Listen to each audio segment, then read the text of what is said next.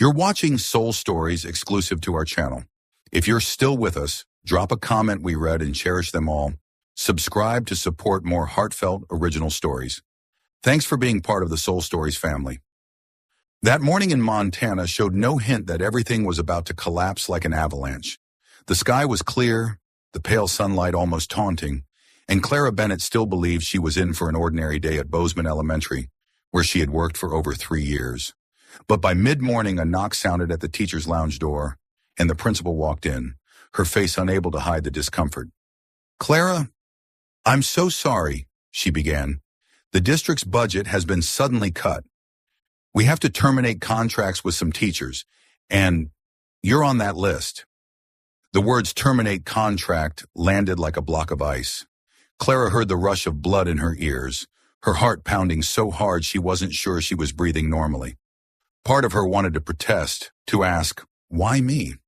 But one look at the principal's tired eyes gave her the answer. It wasn't about ability, but about so-called budget priorities, something dedication and love for the job could never outweigh. She packed up her small classroom, a few picture books, handmade cards from students, and the tiny stuffed bear little Mark had given her, to watch over the class when you're busy. 10 minutes was all it took to fit 3 years of her life into a tote bag, but the sense of loss weighed heavy, like frost sinking into her skin. Leaving the school, Clara decided to head back to her rented room for a rest. But as she climbed the wooden steps of the old 3-story building, she found her landlord, Mr. Harris, standing with a man in a suit and glasses, holding a stack of documents. "Clara," Mr. Harris said awkwardly, "I just sold the building. The new owner wants to renovate, so everyone needs to move out within 48 hours. Clara let out a short, bitter laugh. "Are you serious? You know, this is business. I don't have a choice." In less than an hour, she had lost both her job and her home. 2 blows in quick succession left her reeling. Hugging her tote bag, she stepped out onto the street, the cold wind lashing her face like it wanted to tear her skin. The sky that had been blue moments ago now turned a heavy gray. In Montana, winter could change without warning. One shift of the wind, and storm clouds from the Bridger Range would sweep down, swallowing the town. The first snowflakes fell as Clara wrestled her suitcase out of the boarding house. They were light as powder, but within 10 minutes they thickened enough to blur her vision. The siren of a patrol car wailed from the corner, warning residents to seek shelter. Clara dragged her suitcase along the main street, planning to head to a friend's nearby. But the wind pushed the suitcase backward, and snow piled in layers on her hair and coat. Just as she turned into the alley leading to the park, a small figure darted across her vision. It was a boy on a mini snowboard who lost his balance and tumbled to the curb. Clara rushed over. "Are you okay?" she asked, kneeling beside him. The boy about 6 grimaced, clutching his knee. Bright red blood seeped onto the white snow. He didn't cry, just bit his lip, his eyes wide with panic. Clara quickly unwound the wool scarf from her neck, folded it into a strip, and pressed it gently to the wound. "Hold it like this, and I'll find a way to get you somewhere warm." She guided him toward the windbreak wall of a closed cafe, shielding him from the whipping gusts. At that moment, a dark green pickup truck screeched to a halt by the curb. The door swung open, and a tall man stepped out. He wore a thick leather jacket, snow-dusted jeans, and a beanie pulled low. His ice-blue eyes swept the scene, locking on the boy. "Sam!" His voice was a mix of alarm and sternness. Kneeling beside the boy, he gently checked the injury. Clara looked up, slightly taken aback by his intense demeanor. "He fell while snowboarding. I used my scarf for first aid." His gaze shifted to her, assessing neither hostile nor trusting, but as if weighing whether she could be relied on. "I'm James Whitmore," he said curtly, the boy's father. "Thank you." He eased the scarf aside to check the wound, nodding when he saw the bleeding had stopped. "In this weather, we can't stay out here." James lifted Sam into his arms, then glanced at Clara. "Where are you headed?" Clara hesitated. "I don't have a place right now. I was going to a friend's house, but..." She looked toward the whiteout street. "I don't think I'll make it." James glanced at the swirling snow where the town was vanishing into the storm. He sighed. "The road back to town is closing. The police will block it at the next turn. Staying here is dangerous." She frowned. "So I should..." "Come with me to the ranch. At least there's a fireplace and warm blankets. When the storm passes, I'll get you back to town." His tone was firm, not pitying, just a practical decision. Clara hesitated. Going with a stranger in a blizzard wasn't ideal, but staying out here was certain trouble. Sam's eyes, no longer as frightened, looked at her as if waiting for her to agree. "All right," she nodded. James opened the truck's back door, settling Sam into the seat, then returned to help load Clara's suitcase and bag into the truck bed. The wind slammed the door back so hard she nearly struggled to close it. On the road, James focused on driving, hands tight on the wheel as the truck crawled around icy bends. Clara sat in the passenger seat, watching through the fogged window as the snow swallowed everything, the headlights carving only two narrow beams through the white.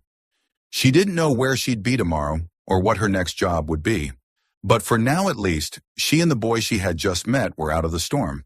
And, though she didn't want to admit it, James's calm in the middle of danger gave her a sense of safety she hadn't felt in a long time. When the wooden sign for Whitmore Ranch emerged, faint in the swirling snow, Clara knew her journey had just taken a turn she never could have imagined. James's pickup truck climbed steadily up the snow-covered road. The night sky was a hazy gray, with only the twin beams of the headlights slicing through the thick, swirling flakes. On either side, tall, old pines bent under the wind, their branches heavy with snow that occasionally dropped in clumps when the gusts hit hard. Clara sat in the passenger seat, clutching the single tote bag that held everything she had left. The cold still seeped through the seams of her coat, but it was nothing compared to the chill inside her, a hollow feeling of displacement. No job, no home, and now riding in a stranger's truck toward a place she'd never even heard of. "Are we almost there?" Sam's small but clear voice rose from the back seat. "Almost, son," James replied, his eyes fixed on the whitewashed road ahead. Minutes later, a wooden sign emerged faintly through the snow. Whitmore Ranch, with a stylized lavender sprig carved beneath the name. Clara blinked in mild surprise. Not a cow or a horse like most ranch logos she'd seen, but lavender. The truck turned down a drive leading to the main house. Through the window, Clara caught sight of a large two-story log home with steep pitched roofs blanketed in white. Warm golden light spilled from square-pane windows, and smoke curled thick from the chimney, vanishing into the dim sky. James pulled up close to the porch and got out first. He opened the passenger door for Clara, holding it firmly against the wind. "Get inside, quick. It's strong out here." She stepped down, her boots sinking ankle-deep into the powder, as if the world was swallowing her into its silent whiteness. But the moment the thick wooden door shut behind her, the house's warmth wrapped around her, turning the sting in her cheeks into heat. The living room was wide and open, honey-toned oak floors gleaming softly under the warm glow of the lamps. A stone fireplace crackled with bright red flames, the faint scent of pine resin threading the air. But what caught Clara's attention most wasn't the fire, it was the lavender. The fragrance lingered everywhere, not overpowering but distinct, as if embracing the entire house. On the coffee table sat a small glass jar filled with dried lavender sprigs, their pale purple tips slightly frayed with age. On the bookshelf between hardcovers were little fabric sachets tied with purple ribbons. Even the white curtains had embroidered lavender along the hems. Clara drew in a deep breath, and the sweet, faintly dry warmth of the scent seemed to weave itself into her lungs. Footsteps creaked on the wooden staircase. A boy of about 9 appeared, light brown hair, tousled, blue eyes the same as Sam's but deeper, carrying a maturity beyond his years. "Papa," he called, "where's Sam?" "Here," Sam answered, running to hug his older brother. James rested a hand on the boy's shoulder. "Tommy, this is Miss Clara. She helped Sam when he fell out there." Tommy gave a polite nod. "Hello, ma'am." His voice was soft, but there was a guarded note in it. "Hello, Tommy," Clara smiled warmly. "Your little brother just has a small scrape. You take good care of him." "Tommy, help Miss Clara get a blanket and pillow," James said. "She'll sleep on the sofa tonight." "Yes, Papa." Tommy led Clara down the hallway. The wall lamps lit up framed family photos, mostly of the two boys at different ages, with a few showing James beside a long-haired brunette with a bright smile. Clara didn't stop, but she could feel the weight of the story in them. Near the storage room, Tommy reached for a wooden door. But instead of blankets, he accidentally opened a small room. Instantly, a stronger wave of lavender spilled into the air. The room was bright despite the storm outside, thanks to a large window. In the center stood a wooden sewing table, holding a half-finished light blue men's shirt, one sleeve still unstitched, the thread still looped through the needle. Beside it, a fabric basket brimmed with spools of thread, pins, scissors, and neatly folded scraps of cloth. Tommy froze, then spoke in a low voice, as if afraid of breaking something fragile. "Papa's kept it just like this, since Mom died." His tone didn't waver, but his eyes shimmered, both sad and proud. Clara felt a tight ache rise in her chest. The room was like a moment preserved in amber, still holding the warmth of someone long gone. Even the lavender seemed stronger here, as if it had lingered from the days the woman sat there sewing. "I'm sorry," Clara said softly and gently closed the door. They continued in silence, the only sound the creak of the wooden floor under their steps. When they returned to the living room, James had set a steaming mug of tea on the coffee table. "Sit and warm up. I'll grab more blankets." Clara accepted the cup, the heat seeping into her chilled fingers. "Thank you for letting me stay." "It's nothing," James replied in his deep, brief way. "In weather like this, I don't leave anyone out there." Sam was already curled up on the sofa, his knee bandaged, eyes drooping with fatigue. Tommy sat beside him, holding a book he wasn't reading, glancing at Clara now and then, as if trying to figure her out. Clara guessed they weren't used to strangers in the house, especially one sleeping in the living room.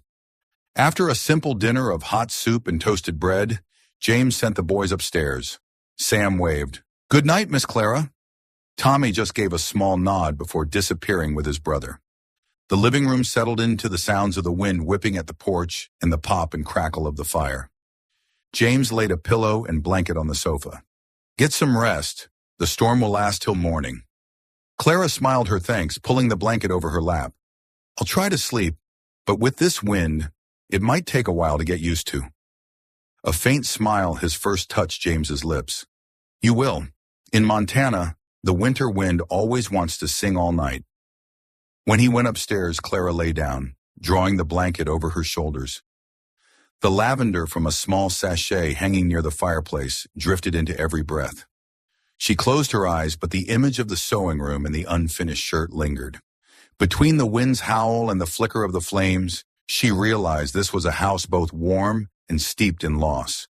And though she meant to stay only one night, something in her gut told her she had stepped into a story that would change everything. "Do you like this personality?" Clara woke to the blinding white light pouring through the living room window. Gone was the night's darkness, and the smell of cold wind outside now stretched an endless blanket of snow, as if the world had been tucked under a thick, boundless quilt. The fireplace still glowed faintly, the scent of lavender from the sachet on the wall, mingling with the gentle aroma of burned wood, warm yet unfamiliar. She sat up, wrapped the blanket around her shoulders, and walked to the window. Snow had swallowed the front yard, burying the wooden fence and nearly covering the Whitmore Ranch sign. In that moment, Clara realized she was truly in rural Montana, at least an hour's drive from the nearest town, and that was in good weather. Footsteps sounded behind her. James appeared, wearing a gray turtleneck sweater and jeans, a steaming ceramic mug in his hand. He set it down on the coffee table in front of her. "Coffee, strong, hot," he said simply, like an order, but without pressure. "Thank you," Clara replied, taking the mug and inhaling its rich aroma. James sank into the armchair opposite her, leaning his elbows on his knees, his expression as steady as it had been the night before. "I want to talk to you about today and the next few weeks." Clara set the mug down, waiting for him to continue. "The village school sent word this morning," James began. "Because of the blizzard and a staff shortage, they're closing for at least 2 weeks, maybe longer. I don't want the boys sitting idle at home, and I can't be with them all day. My work won't allow it." Clara gave a small nod. "And you need someone to teach them at home." "Exactly." His eyes met hers directly. "I know you're a teacher. Sam told me you read to him last night, and Tommy said you helped him find a blanket. Both of them seem to like you." She raised an eyebrow, surprised at the comment. "You figured that out in less than a day?" James shrugged. "I know my kids. They don't warm up easily. If you hadn't been there yesterday, Sam might have been afraid of the snow for weeks. You have a teaching degree, and you're available. I think this could work. Clara rested her chin on her hand, thinking. Staying in this man's house for 2 weeks or more wasn't part of her plan. But the truth was, she didn't have another plan. No job, no apartment, roads to town closed, and not enough savings for a long hotel stay. You're offering me a full-time tutoring job for the boys? She asked. Not just tutoring. James leaned forward. I need someone to oversee their homeschooling reading, math, science projects, and make sure they're not spending the day arguing or sneaking video games. I'll pay you, plus room and board. Clara was quiet for a few seconds, sipping the coffee. The heat down her throat seemed to sharpen her mind. Sounds like a generous offer, but it could also lead to misunderstandings. His gaze didn't waver. I'm not looking for anything except help for the kids. This is a job. Clear, transparent. If you agree, we'll set boundaries right away. Clara gave a faint smile, appreciating his directness. Boundaries, I like that. So, where would I stay? The guest room downstairs. It has a window facing the back garden. James answered immediately, as if he had already planned it. Work schedule. Lessons from 9 to noon. Afternoons flexible depending on the weather. I'll cover all supply costs. And evenings? Clara asked. In the evenings, you're free unless the boys need help with homework or you want to join the family for dinner. She studied him, looking for any hint of hesitation, but found none. Everything about James seemed short, clear, and without unnecessary words. All right, Clara said, setting her mug down. I'll take it. But let me be clear, I'm accepting because the work fits my skills and my current situation. This is not an invitation for anything beyond that. The corner of James's mouth lifted almost a smile. I know, and I respect that. A brief, comfortable silence settled, broken only by the crackle of the fire. Outside, the wind still hurled snowflakes against the glass. Where are the boys? Clara asked, breaking the quiet. Probably still upstairs. Sam's not an early riser, and Tommy usually spends mornings reading in his room. James stood, motioning toward the hallway. Want to see the guest room? Clara nodded, following him down the hall. They passed the wall of family photos, dark wooden frames, pictures of the boys at different ages, and a few with James and a long-haired brunette, her smile radiant. Clara felt a faint tug in her chest, but didn't ask. The guest room was tucked into the corner of the house, its large window now opening to a backyard blanketed in snow. Inside it was neat, with a bed covered in beige sheets, a small desk and reading lamp in the corner, and a built-in closet with a few empty hangers. On the bedside table sat a small, purple fabric sachet lavender, without a doubt. Everything's clean, James said. If you need personal items, I can have my assistant pick them up in town when the roads reopen. Clara set her bag on the bed and drew in the soft lavender scent. Thank you. I think I'll be fine here. Then it's settled, James replied. I'll tell the boys at lunch. She glanced out the window at the steady snowfall. Even though it was just a job agreement, Clara couldn't deny the strange feeling in her chest, a mix of apprehension, curiosity, and a small measure of comfort she didn't want to admit. The first morning of home learning began with the smell of freshly brewed coffee and the wind curling around the eaves. Clara woke early, pulled on a sweater and boots, and headed to the garage behind the house. The roll-up door clattered as it opened, letting in a rush of icy air. Inside, the space was just big enough for 2 pickup trucks, with one corner stacked high with toolboxes, paint cans, and coils of irrigation hose. She switched on a small heater, set up a folding table in the center, laid down a plastic tarp, and arranged 3 trays. Snow science, plastic cups, a thermometer, salt, baking soda, vinegar. Letter art, paper, colored pencils, markers. Engineering, plastic bottles, straws, rubber bands, a mini motor she'd found in an old supply box. On the wall, she taped up sheets labeled Today's Schedule and Little Wishes. In one corner, she strung up a cord with clothespins for displaying finished work. The cold garage began to take on a spark of life. James appeared in the doorway, holding 2 steaming mugs of cocoa. You did all this morning? Clara smiled. Just making use of what's here. Kids learn best when they can touch everything. He nodded slightly, his gaze lingering on the engineering tray. That motor I once used it to pump water in the greenhouse? Perfect, she said. We'll build a drip irrigation model. Sam was the first to burst in, beanie askew, scarf half undone. Tommy followed at a steady pace, his eyes scanning the papers on the wall. Welcome to the garage classroom, Clara said. Let's start with our little wishes. Sam scribbled immediately. I wish snow wasn't so cold so I could make snow angels. Tommy wrote, hope the irrigation model works. Part 1, Snow Science. Clara scooped snow into 2 cups, sprinkling salt in one and baking soda in the other, placing thermometers in each to monitor changes. Sam's eyes lit up when the salted snow melted faster, and he eagerly wrote down the results. Tommy added an observation about salt's effect on plants. James leaned against a garage post, rare amusement softening his features as he listened to his son discuss science. Part 2. Letter. Art. Each boy wrote a postcard to their future self, describing the blizzard day.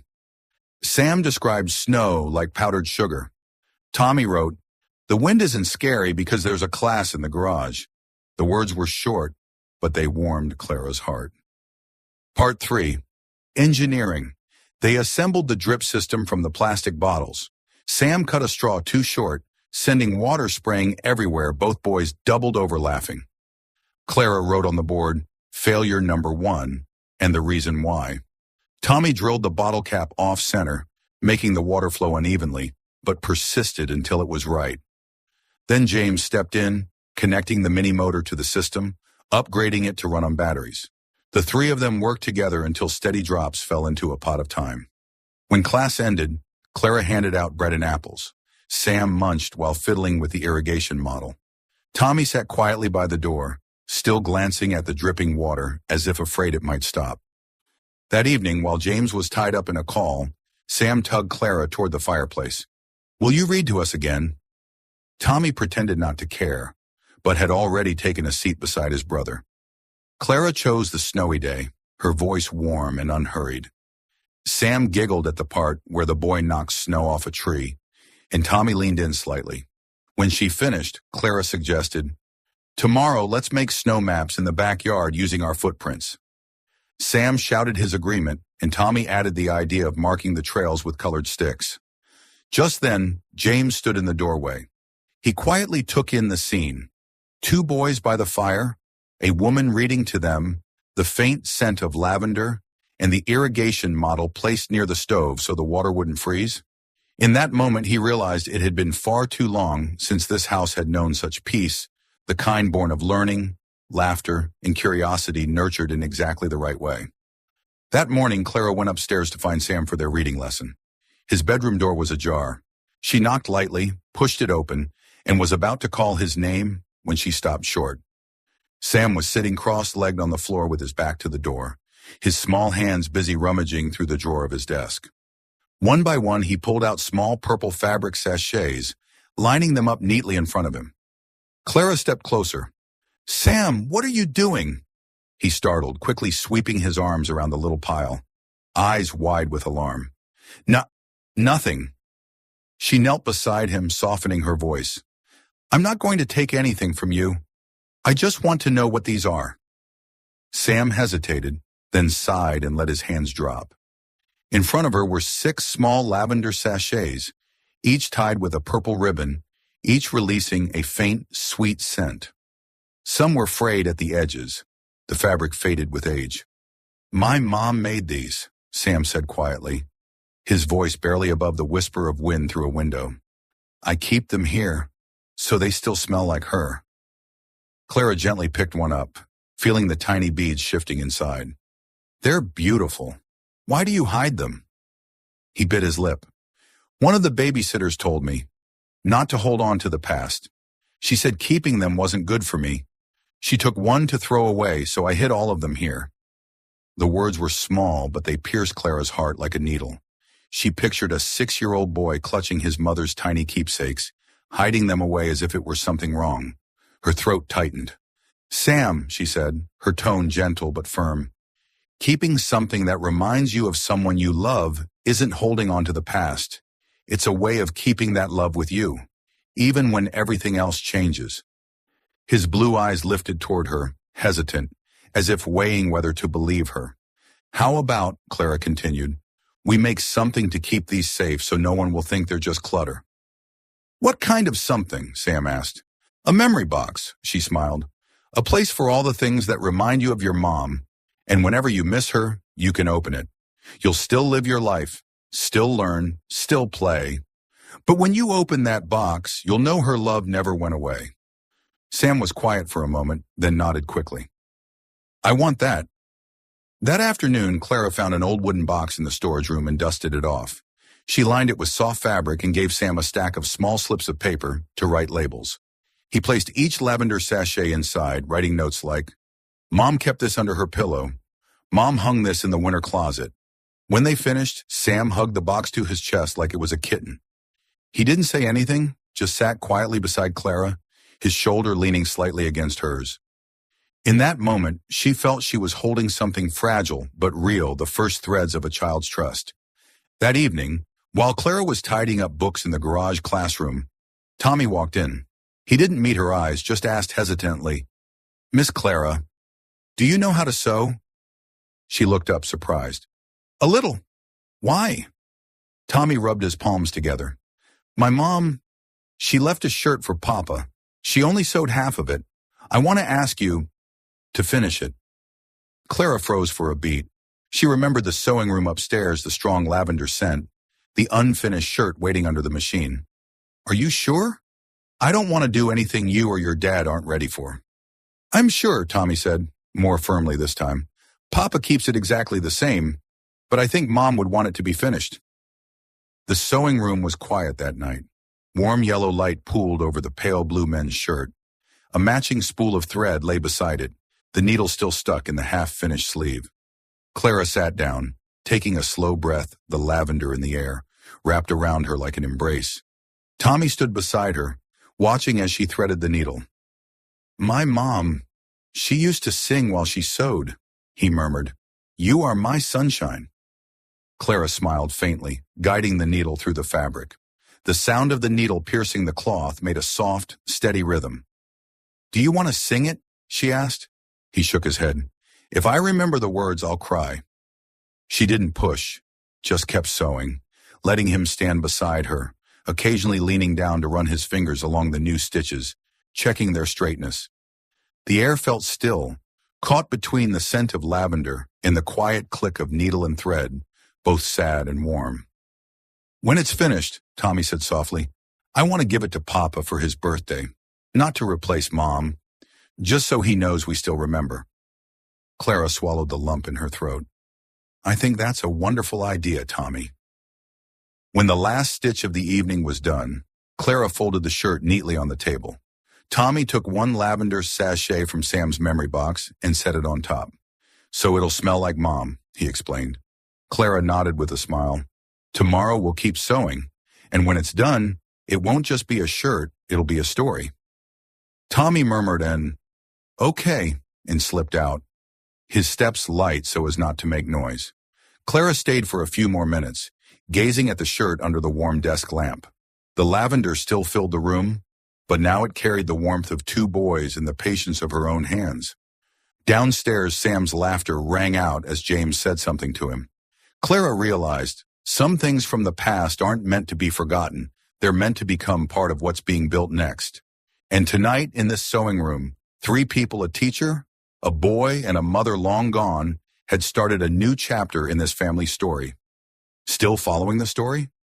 If this story found you outside of Soul Stories, we invite you home to where every touching tale begins with truth, hope, and heart. On the 3rd morning after the blizzard, the sky looked like a sheet of gray paper. The wind had eased, but thick snow still clung to the wooden fence. In the garage, the drip irrigation model still ticked steadily, a quiet sound that made life at the Whitmore house feel slow and peaceful until the phone rang, sharp and insistent, shattering the calm. James was in the kitchen with Mrs. Ruth, making breakfast, when his phone began buzzing nonstop. He glanced at the screen, his brow tightening. The name read, Margaret Fairfax. James, have you seen it yet? Margaret's voice was brisk, skipping any greeting. Webb's already put it out on 2 local finance blogs. Whitmore Agritech loses liquidity, forced to mortgage ranch land. Total garbage, but it's climbing the trending list. James straightened, setting the skillet down with a thud. Ridiculous. We just closed the soil sensor deal with 2 major farms. There's no liquidity issue. I know, but Webb doesn't need the truth. He needs noise. Margaret said quickly. I need you in CEO mode now. Send me a cash flow summary, screenshots of the agri-credit accounts, and email confirmations from the new clients. I'll draft a short media rebuttal. James's voice was low and clipped. 30 minutes. And one more thing, Margaret added, her voice dropping. There's a rumor, with a blurry photo, someone got a shot of a woman on your porch. The captions along the lines of, widowed CEO not alone during the blizzard. James's grip on the phone whitened his knuckles. Clara. Yes, Margaret confirmed. I know she's here helping the boys with lessons. But the press doesn't want facts, they want a story. The ranch, the blizzard, the widower, the stranger woman, living together. Mrs. Ruth looked up from the table, her expression calm but worried. Don't let them twist kindness into something ugly.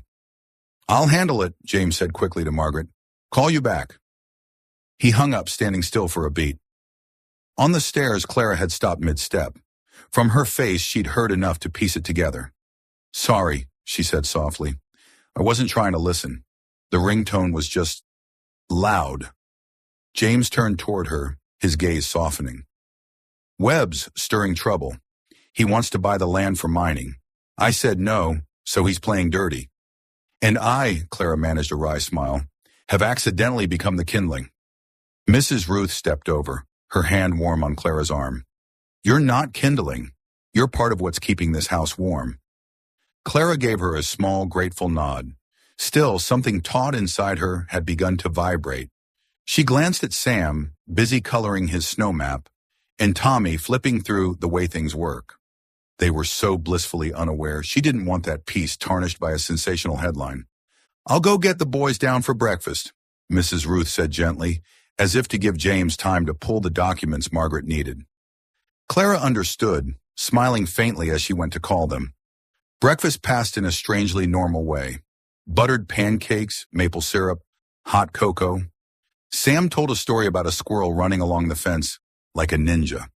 Tommy asked Clara about soil moisture gel. James was quieter than usual, occasionally leaving the table to answer emails. Sometimes the buzz of his phone in his pocket felt like a second heartbeat in the house. By mid-morning, the garage was back to being a classroom. Clara guided the boys through their work, Sam writing his Day 3 of the Blizzard journal entry, Tommy wiring a simple circuit for an old moisture sensor. When Clara leaned down to help Sam correct a spelling mistake, footsteps sounded outside the door. James came in, holding up his phone with Margaret on a video call. Hi, boys. Margaret waved from the screen, her professional smile firmly in place. I need a few minutes, James. Clara recognized her instantly dark hair, neatly tied back, sharp eyes behind thin-rimmed glasses. Hello, Margaret, Clara said quietly. Margaret nodded. Clara, I hear about the garage classroom, great idea. But here's the thing. Reporters don't care what the kids are learning. They care about who's sleeping where. The words were blunt, but her tone wasn't cruel, just the reality of her job. Clara drew a steady breath. I understand. James cut in. Clara's in the guest room. This is temporary, just to get through the storm. End of story. End of story in your house, Margaret countered. Not online. My advice, deliberate silence on personal matters, full transparency on company finances. I'll prep the press statement. James, you don't answer personal questions. Clara. Her eyes met Clara's through the screen. If anyone approaches you, say, I'm the temporary home learning coordinator during the blizzard. Nothing more. No extra detail. Every extra word is ammo for them. Clara nodded. I can do that. Thank you, Margaret said, pausing briefly. And, off the record, I'm sorry you got dragged into this. No one deserves to be turned into gossip for simply being kind. The comment warmed Clara's chest. She gave a small smile. Thank you. When the call ended, James turned to her. I'm sorry. For what? She asked. For bringing the storm inside, when you've been helping us keep it calm. Clara shook her head. The storm's already out there. In here, we choose to keep the fire lit. His eyes softened slightly, but when he left the garage, his shoulders were still tense. Clara knew that for a man carrying both the ranch and the company, image wasn't a frivolous concern. At nap time, Clara stayed behind to tidy the classroom. While putting away pencils, she found a folded newspaper someone had slid under the door. The front page showed a headline from a local news site. Whitmore Agritech in trouble? Widowed CEO not alone during blizzard. Beneath it was a grainy photo of the porch, clearly her, holding Sam the day she'd bandaged his knee. The tender gesture of a teacher was twisted into a suggestive caption.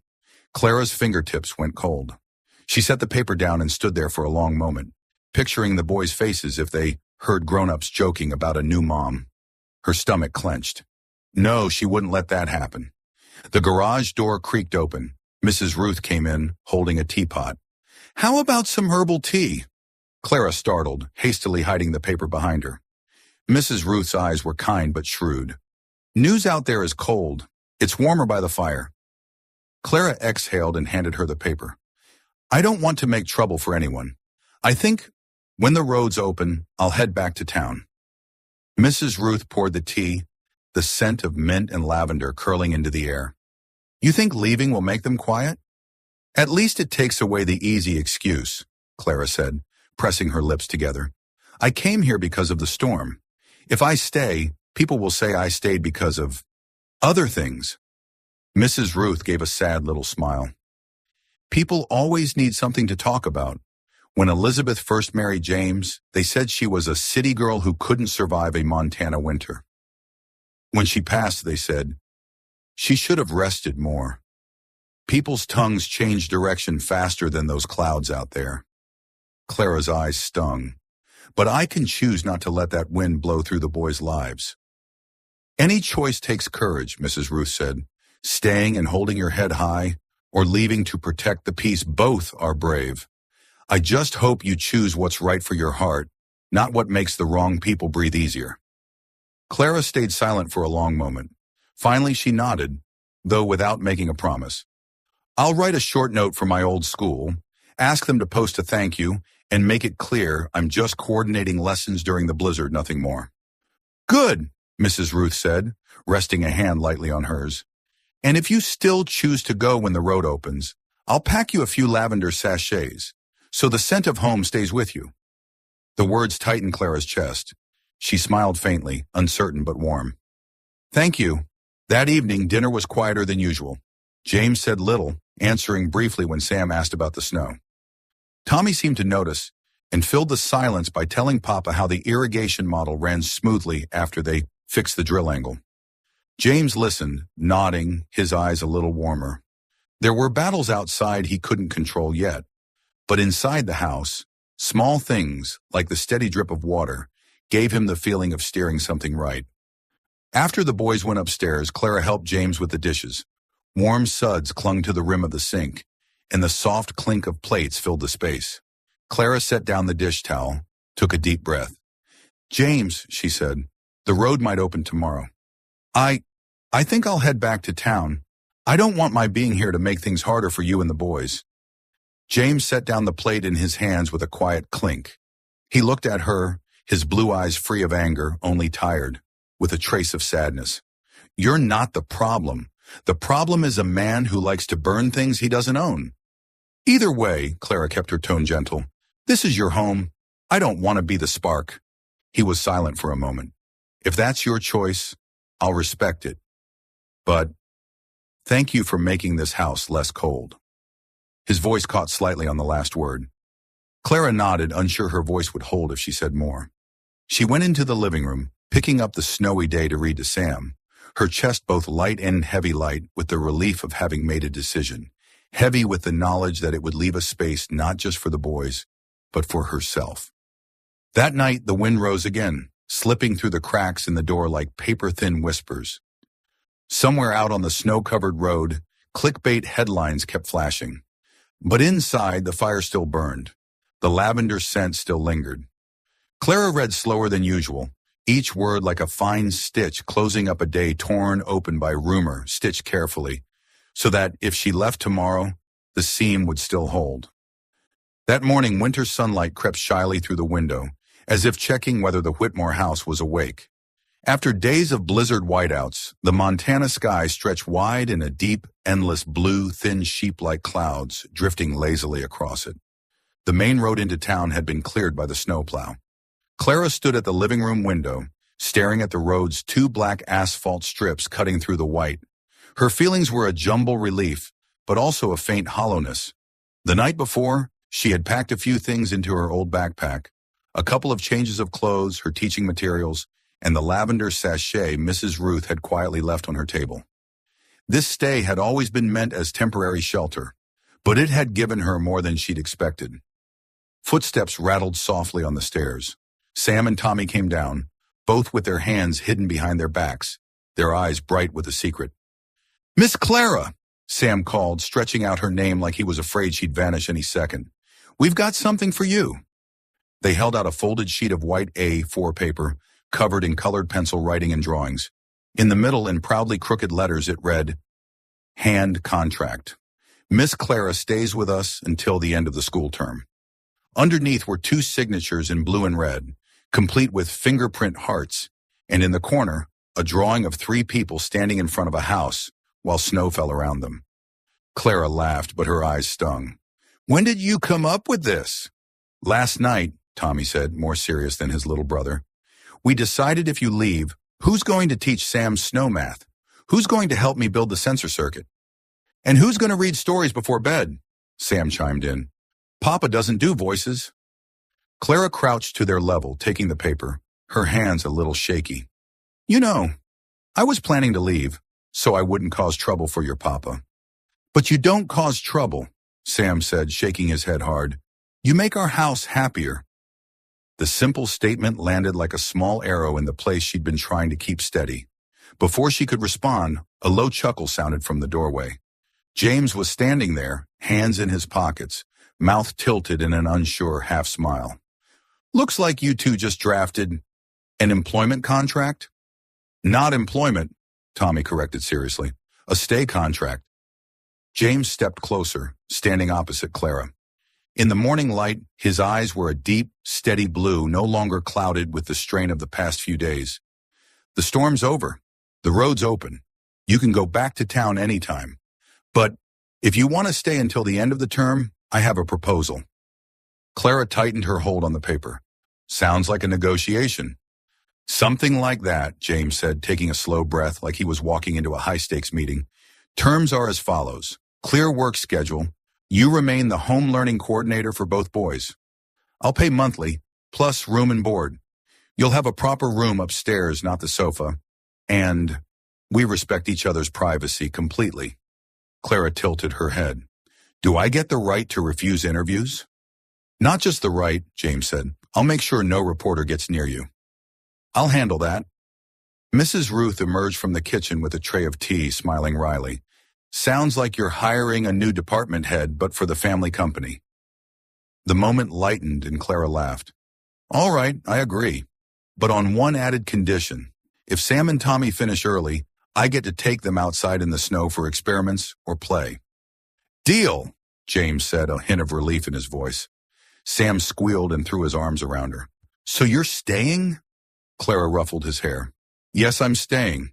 This contract is officially in effect." Tommy smiled, a rare, genuine one. "Then I'll go print another copy for Papa to sign." James cleared his throat. "I'll sign it myself. No need to make as many copies as a corporate merger." That afternoon, Clara moved her things from the sofa to an empty room upstairs. The small space had a window facing the white pasture and wooden fence. On the bedside table sat a jar of dried lavender, Mrs. Ruth's quiet touch. Setting down her backpack, Clara felt she'd taken another step deeper into the Whitmore family's world. That night's dinner featured potato stew, crusty bread, and an apple pie Sam insisted was their contract celebration. Mrs. Ruth poured wine for James and Clara, warm milk for the boys. Mid-meal, Sam leaned toward Tommy, whispering just loud enough for Clara to hear. See? Our hand contract worked. Clara feigned a stern look. I heard that. Next time, remember to negotiate for weekly desserts. The whole table laughed, even James, a short but genuine laugh. In that moment, Clara knew she'd made the right choice. To stay openly and clearly, not as a temporary guest, but as part of the rhythm of life in this place. That night, Montana lay wrapped in silence, broken only by the soft sweep of wind over the roof and the faint crackle of wood in the fireplace. Clara was tidying up the books in the garage classroom when James's hurried footsteps sounded at the back door. Clara, he said, his voice low but urgent, the water pump system for the barn's frozen. If we don't fix it now, we'll have no water for the cattle by morning. She set the books aside, quickly pulling on a thick coat and wool gloves. I'm coming with you. James hesitated for a moment, as if ready to argue, then simply nodded. All right, but stay careful. Outside, a fresh layer of snow lay smooth and glistening under the moonlight. Their breaths rose in pale clouds in the biting cold. The yellow beam of James's flashlight swept along the path to the barn, skimming the snow-packed fences. When they reached it, the wind hissed through the cracks, mingling with the restless sounds of the cattle inside. James crouched to check the pipes, the leather of his gloves dusted with snow. The water's frozen solid here. We'll need the portable heater to thaw it. Clara knelt beside him, taking the heater from his hands. The warm glow spilled over both their faces as they leaned close to inspect the frozen section, so close their shoulders touched, their breaths mingling in the frigid air. She could see the damp strands of hair at his temple, feel the steady heat radiating through his heavy coat. For a moment, everything else faded: the wind, the barn, even the cold, leaving only the sound of her own heartbeat. James looked up, his gaze catching her steady, deep, and unguarded. The space between them shrank to a few breaths. Clara felt his hand rest, almost unconsciously, over hers where she held the heater. Neither of them moved, caught in that quiet pull drawing them closer. Just a few inches more. Papa, Miss Clara! The small, high voice rang out from the yard, shattering the fragile stillness. Sam stood at the barn door in striped pajamas, clutching his teddy bear, his face scrunched against the cold. James stepped back, pulling his hand away. Sam, what are you doing out here? It's freezing. I was thirsty, Sam mumbled. I went to the kitchen, but you weren't there. Clara smiled gently, taking his hand. Come on, I'll walk you back in. Papa will be done soon. Back at the house, James secured the barn door and followed them in at a slower pace. In the kitchen, Clara poured Sam a warm cup of milk and set a few cookies on a plate. He sipped and yawned wide. Finish up and then back to bed, James said, his voice softer than usual. Sam nodded, and within minutes was asleep at the table. Clara scooped him up, carrying him through the living room. James walked close behind, as if making sure she wouldn't slip on the polished wood floor. After tucking Sam in and switching off the light, they lingered in the dark hallway, the hush broken only by the faint wind outside. James spoke first. Clara, back at the barn. He paused, his eyes flicking towards Sam's room. I don't want to rush. Kids need to feel safe above everything else. She nodded, a mix of wistfulness and quiet relief stirring in her chest. I understand, and I agree. If there's something between us, we'll let it grow slowly. My priority is Sam and Tommy, too. A trace of warmth passed through his eyes. Thank you. Clara smiled, then turned toward the stairs.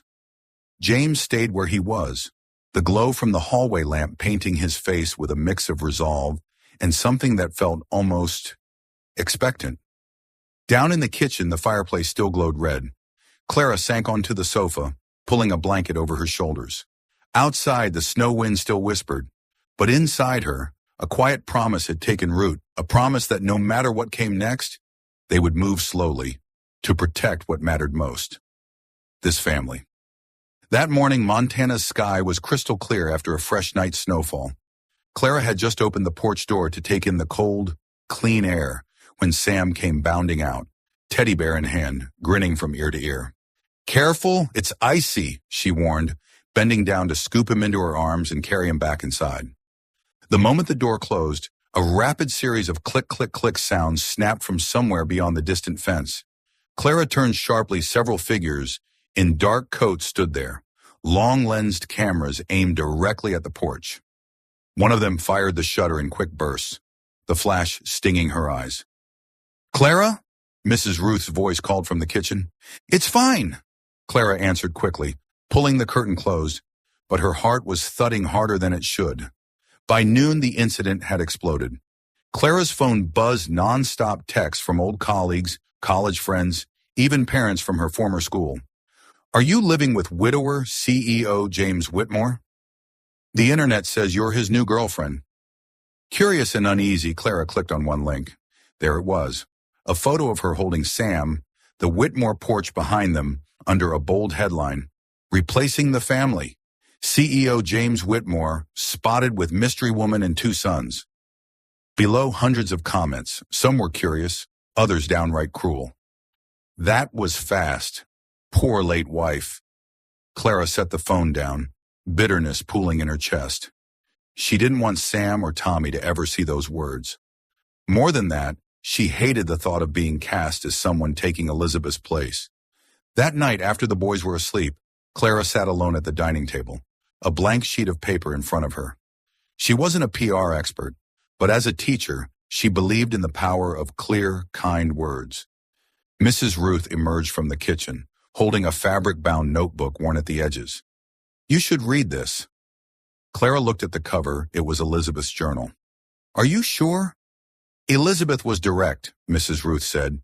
"She once told me that if James ever met someone good for the boys, she wanted that person to know the truth about her. There's a letter at the end." Clara turned to the last page.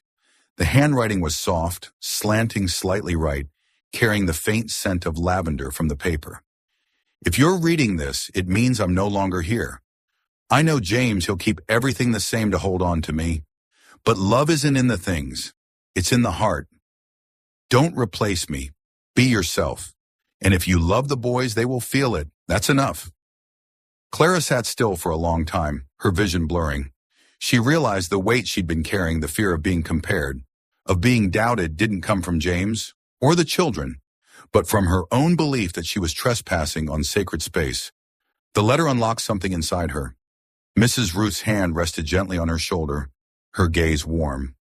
"You don't need to prove anything except being yourself." That night, Clara wrote an open letter, posting it on the old village school's website, where she knew the local community would see it. This week, several images of me with 2 young students were circulated alongside false assumptions. I want to make it clear, I am not here to replace anyone, nor to claim a place that was never mine. I believe in the right to remember those we've lost and the right to keep living. The Whitmore family has lost a remarkable wife and mother. What I do each day here is simply to support the boys' learning, cook a few meals, and share a little laughter. I will honor the memory of the one who is gone, and I will honor every moment we have now. To anyone who has faced loss, allow yourself to keep your memories and also open the door to good things still to come. Both can exist together, and neither is a betrayal of the other. She read it one last time, then clicked post. The next morning, James came into the kitchen holding a folded newspaper. "Clara, what you wrote, it's better than anything my PR team could have drafted." Clara gave a modest smile.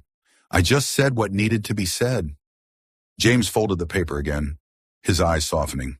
"Elizabeth would have agreed." The sentence was short, but enough to lift a quiet weight from Clara's heart. A Montana winter night was usually silent. The pale moonlight draped across snow-covered slopes. But that evening, a different glow tore through the darkness. Clara was clearing dishes in the kitchen when she noticed a flicker of red through the window. At first, she thought it was headlights, but then the wind carried a sharp, acrid smell. Something was wrong. "Clara, out there! It's on fire!" Tommy blurted, pale-faced as he rushed in. Clara hurried to the porch. On the North Hill, right at the edge of Whitmore Ranch property, a massive haystack was engulfed in flames, the fire whipped by wind, scattering burning cinders into the sky. The blaze lit the snow in eerie crimson. She quickly lowered her voice. "Tommy, Sam, listen to me. We're going down to the storage cellar under the garage. It's the safest place. The boys followed her into the reinforced space with its concrete walls, fire extinguishers, and emergency lamps. Clara handed each of them a thick coat and a water bottle. I'm going to call the fire department and the sheriff. You two stay here. No going outside, understand? Yes, ma'am, Tommy said, pulling Sam into his arms. Clara dashed back upstairs and dialed Sheriff Cole. There's a fire on the North Hill, near James Whitmore's fence line. The wind's strong, it could spread to the barns. I think it's deliberate. Cole didn't miss a beat. We're on our way. Direct the firefighters through the west gate near the main water tank. Can you do that? I'll be there. Clara shrugged back into her coat, tugged her wool hat low, and ran out into the cold. The wind cut her face like glass, snow squeaking beneath her boots. She crossed the yard, reached the west gate, and planted her flashlight into the ground as a beacon. Minutes later, sirens wailed, and green-red lights strobed across the night. This way! She shouted, waving them through. Once the trucks rolled in, she quickly pointed out the water tank and the safest path up the hill. One firefighter looked back at her. Thanks. Quick thinking. Meanwhile, James galloped in from the barns, his coat crusted with ice. He swung down from the saddle, eyes scanning. Clara, where are the kids? Safe in the cellar, she called, breath still ragged from the run. For a moment, something in his expression softened, relief breaking through. But there was no time to pause. He joined the firefighters, hauling hoses and spraying water at the raging blaze. It took nearly 30 minutes to bring the fire under control, until only smoke hissed from the blackened pile. A few deputies combed the site for signs of arson. Sheriff Cole met James and Clara with a grim shake of the head. No question this was set on purpose. I'll be looking into Webb. When the danger had passed, James found Clara in the yard. Her cheeks flushed red from the cold, damp hair clinging to her temple. She was checking the backup water barrels, asking firefighters if they needed more supplies. James stepped closer, laying a hand gently on her shoulder. Tonight, if it hadn't been for you, I don't know what would have happened. Clara looked up, a little flustered. I just did what needed to be done. No, he said, shaking his head, eyes steady on hers. You're the one who kept the boys safe and kept me from losing my head. Clara, you are the calm heart of this family. The words tightened something in her chest. She knew James didn't use the word family lightly, not when talking about anyone outside Tommy and Sam. His gaze wasn't guarded, now it was warm and deep, as if there was more he wanted to say but wasn't ready yet. All she could manage was a quiet, thank you. The cold wind still moved around them, but they stayed there for a long moment, letting the night's last flame, not the one on the hill, but the quiet ember between them, burn in its own unhurried way. The next morning, Bozeman lay under a thin sheet of ice. James pulled on a heavy coat, carrying his notebook and a USB drive. I'm heading to the North Hill to review the scene, he told Clara. The ashes were still smoldering. In a charred corner of the fence, James spotted a piece of melted nylon and the lingering smell of gasoline. In the snow, large boot prints with long strides led straight toward the trail. Sheriff Cole and the investigator quickly took note. Do you have any cameras out here? James nodded, retrieving memory cards from 2 trail cameras. Back at the sheriff's office, they reviewed the footage. The screen froze on the 10:12 p.m. frame. A hooded man carrying a plastic can, his gait familiar. A second camera caught the taillights of a gray pickup turning around at the trailhead. Webb drives a gray 2500 HD, dented rear bumper, James said. They went to Hank's auto. Hank confirmed that the night before, Webb had stopped by for an oil change, and the shop's camera showed his truck heading toward Whitmore Ranch at around 10 p.m. Next, from a nearby gas station, Webb's company debit card receipt showed he had purchased 2 5-gallon cans of gas the afternoon of the fire. That's enough to get a warrant, Sheriff Cole said. That evening, police raided Webb's house with a search warrant. In the garage, they found 2 plastic cans still smelling of gas, a pair of size 11 fish scale tread boots, and a piece of charred straw caught in the tire. Webb's phone data matched the time and location at the trail by the ranch. The sheriff read him his rights and placed him under arrest for arson. Webb's face drained of color as the investigator held up the camera, still his silhouette and the gas can against the snowy night. As the police car carried Webb away, James stood on the porch. Clara stepped out, holding a warm ceramic mug. All done. Just the first step.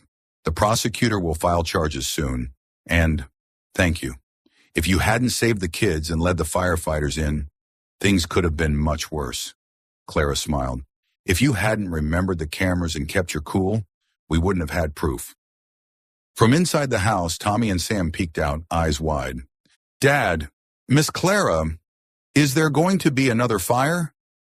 No, James assured them, pulling them both into his arms. He glanced at Clara. Tonight will be quiet. Someone's keeping watch. Clara bent down to their level. Tomorrow, how about we make a courage box? Tommy nodded eagerly. I'll put in my whistle. Sam hugged Clara's neck tightly. I'll put in the beanie you gave me. James watched them, feeling the warmth in the house overpower the cold outside. The firestorm had passed, but one thing still burned. Trust and connection, stronger than the snow blanketing the hills. Whitmore Ranch lay in deep quiet. Snow blanketed the rooftops, and the moonlight spread across the white ice with a metallic shimmer. In the sewing room, still carrying a faint scent of lavender, Clara sat at the table, a small yellow lamp casting a warm halo of light. Before her lay Elizabeth's unfinished shirt. Pale blue cotton, each stitch evenly spaced, only a few final seams left on the cuffs.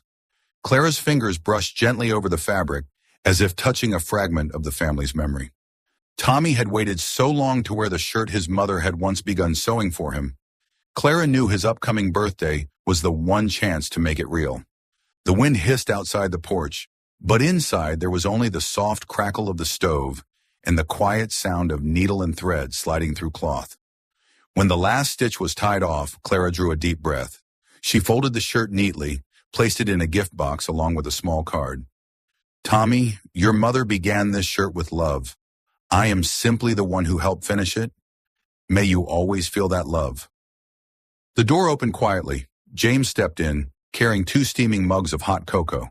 He wore a thick charcoal sweater, his hair slightly tousled from the wind, and his eye softer than Clara had ever seen them. I thought you could use a break, he said, setting one mug on the table before her. You've been working all day.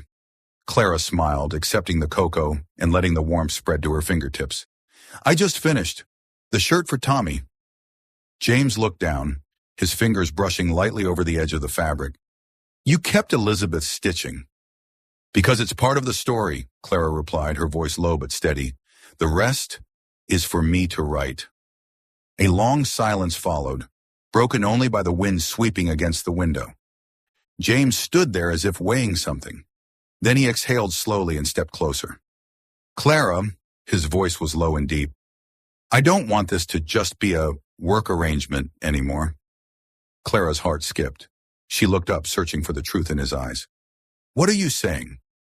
I'm saying I want you to stay, not because the kids need you, but because I need you. I love you. Clara let out a shaky laugh, part relief, part fear. James, I'm afraid I'll never be enough to fill the empty space. He cut her off, moving closer and taking her hand. No one can replace Elizabeth. You don't need to fill that space. You just need to be yourself, and for me, that's enough. His gaze was as deep as the Montana night, and this time Clara didn't look away. In that moment, he leaned down. Their kiss wasn't rushed, wasn't burning. It was slow, soft like snow melting on the lips, warm like a hearth in winter. Clara felt his hand gently tighten around hers, like a silent promise not to let go. When they pulled back, their breaths still mingled in the small space between them. Clara whispered, So, we'll call this a new agreement? James smiled, a rare expression breaking through his usual reserve. No clauses, no expiration date, just forever. That night, Clara left the finished shirt on the table by the window, where the moonlight could reach it. She knew that in the morning, when Tommy opened the gift box, he would see not just a shirt, but proof that love could be carried forward, never lost, only passed from one person to another, gently yet steadfastly. And she, at last, allowed herself to believe in a home. Spring in Montana comes slowly, But when it does, it bursts forth as if making up for all the long, frozen months. On the Whitmore Ranch pastures, bright green shoots crowded upward beneath the wide, open sky. Lavender buds began to unfurl, their gentle fragrance drifting in the breeze, mingling with the laughter and voices of those gathered there.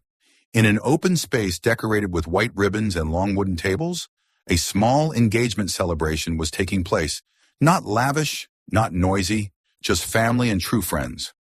Margaret Fairfax, usually so composed it seemed she was always preparing for a press conference, was beaming behind her camera today, snapping shot after shot to capture every moment.